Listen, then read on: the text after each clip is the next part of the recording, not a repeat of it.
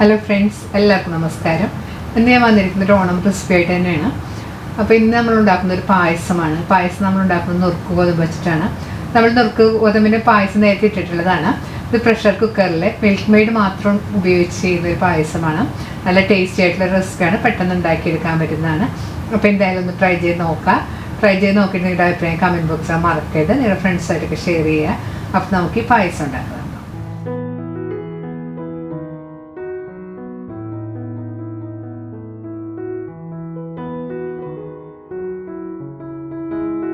പായസം ഉണ്ടാക്കാനായിട്ട് ഞാനിവിടെ എടുത്തിരിക്കുന്നത് 3/4 കപ്പ് നുറുക്ക് ഗോതമ്പാണ്. 3/4 തുടങ്ങി 1 കപ്പ് വരെയൊക്കെ നമുക്ക് എടുക്കാം. നുറുക്ക് ഗോതമ്പ് നല്ലതുപോലെ കഴുകി ഒരു അരിപ്പയിലിട്ട് വെള്ളമെല്ലാം കളഞ്ഞ് എടുത്തതിന് ശേഷം വെള്ളമെല്ലാം കളഞ്ഞ് ഒന്ന് ചെറുതായിട്ട് ഡ്രൈ ആക്കി എടുത്തിട്ടുണ്ട്. ഇത് നമുക്ക് നെയ്യിലോ ബട്ടറിലോ ഒന്ന് വറുത്തെടുക്കാനുള്ളതാണ്. പിന്നെ വേണ്ടത് മിൽക്ക് മെയ്ഡ് ആണ്. ഞാൻ 360 ഗ്രാമിന്റെ ഒരു ടിൻ മിൽക്ക് മെയ്ഡാണ് ഇതിനായിട്ട് എടുത്തിരിക്കുന്നത്. ഇനി വേണ്ടത് പഞ്ചസാരയാണ്. പഞ്ചസാര നമ്മൾ ഈ പായസത്തിന് വളരെ കുറച്ച് ഉപയോഗിച്ചാൽ മതി, കാരണം മിൽക്ക് മെയ്ഡ് നല്ല മധുരം ഉണ്ടാകും. 1/4 കപ്പ് പഞ്ചസാര എല്ലാം ചേർത്ത് കൊടുത്താൽ മതിയാകും. അല്ലെങ്കിൽ ടേസ്റ്റ് ചെയ്ത് നോക്കിയിട്ട് നിങ്ങളുടെ പാകത്തിനനുസരിച്ച് ചേർത്ത് കൊടുത്താൽ മതി. ഞാൻ പായസത്തിൽ ചേർത്തിരിക്കുന്നത് ബ്രൗൺ ഷുഗർ ആണ്. ബ്രൗൺ ഷുഗർ ഒന്നും എല്ലാവരെയും കാണില്ല. നമ്മൾ സാധാരണ പഞ്ചസാര ഇതിനായിട്ട് ഉപയോഗിച്ചാൽ മതി. ഇനി പായസം ഉണ്ടാക്കാനായിട്ട് ഒരു പ്രഷർ കുക്കർ ചൂടാക്കാം. കുക്കർ ചൂടായിരുമ്പോൾ 1 ടേബിൾ സ്പൂൺ നെയ്യ് ഇട്ട് കൊടുക്കാം. നെയ്യ് നല്ലതുപോലെ ചൂടായി വരുമ്പോൾ ഇതിലേക്ക് കഴുകി വെള്ളമെല്ലാം കളഞ്ഞു വെച്ചിരിക്കുന്ന നുറുക്ക് ഗോതമ്പ് ചേർത്ത് കൊടുക്കാം. നുറുക്ക് ഗോതമ്പ് ചേർത്ത് കഴിഞ്ഞ് സ്റ്റവ് ഒരു മീഡിയം ഫ്ലെയിമിൽ വെച്ച് കൈ എടുക്കാതെ 3-4 മിനിറ്റ് നല്ലപോലെ ഒന്ന് വഴറ്റി കൊടുക്കണം. നുറുക്ക് ഗോതമ്പ് മൂത്ത് നല്ലൊരു മണം വരാൻ തുടങ്ങിയിട്ടുണ്ട്. ഇനി ഇതിലേക്ക് പാകത്തിനുള്ള വെള്ളം ചേർത്ത് കൊടുക്കണം. വെള്ളം ചേർക്കുമ്പോൾ ശ്രദ്ധിക്കേണ്ടത് ചൂടുവെള്ളം വേണം ചേർത്ത് കൊടുക്കാനായിട്ട്. ഞാൻ ഇതിലേക്ക് 6 കപ്പ് വെള്ളം ചേർത്ത് കൊടുത്തിട്ടുണ്ട്. പായസം ഉണ്ടാക്കാനായിട്ട് കുക്കർ എടുക്കുമ്പോഴത്തേക്കും കുറച്ച് വലിയ കുക്കർ തന്നെ എടുക്കാൻ ശ്രദ്ധിക്കുക.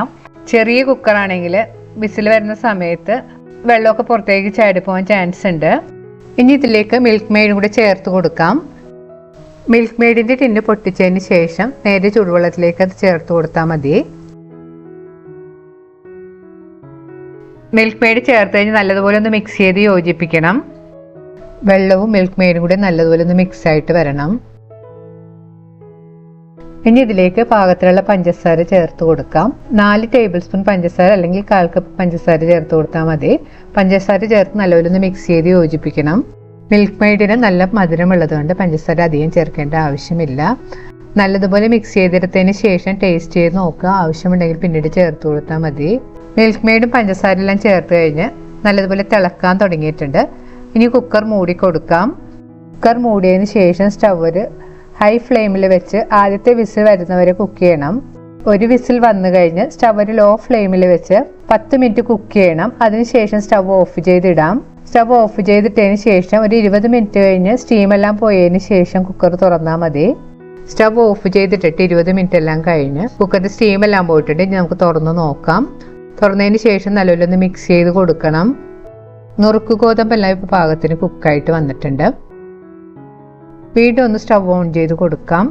കുക്കർ സ്റ്റവിൽ വെച്ച് ഒരു മീഡിയം ഫ്ലെയിമിൽ വെച്ച് ഒരു 2-3 മിനിറ്റ് കൂടെ ഒന്ന് കുക്ക് ചെയ്യണം. പായസം ഒന്ന് ചെറുതായിട്ട് കുറുകി വരണം.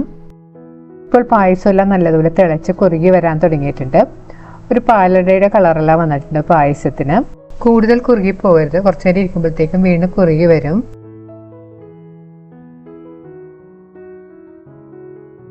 ഇനി ഇതിലേക്ക് 1 ടീസ്പൂൺ ഏലക്കാപ്പൊടിയും കൂടി ചേർത്ത് കൊടുക്കണം. ഏലക്കാപ്പൊടി ചേർത്ത് നല്ലപോലെ ഒന്ന് മിക്സ് ചെയ്ത് കൊടുക്കാം. ഇതിലേക്ക് കാഷ്യൂനട്ടോ റേസിൻസോ ഒന്നും വറുത്ത് ചേർക്കേണ്ട ആവശ്യമില്ല. ഇതുപോലെ തന്നെ ഉപയോഗിക്കാം. നിങ്ങൾക്ക് താല്പര്യമുണ്ടെങ്കിൽ വറുത്ത് വേണമെങ്കിൽ ചേർക്കാം. ഞാനിവിടെ അതൊന്നും വറുത്ത് ചേർക്കാതെയാണ് ഉപയോഗിക്കുന്നത്.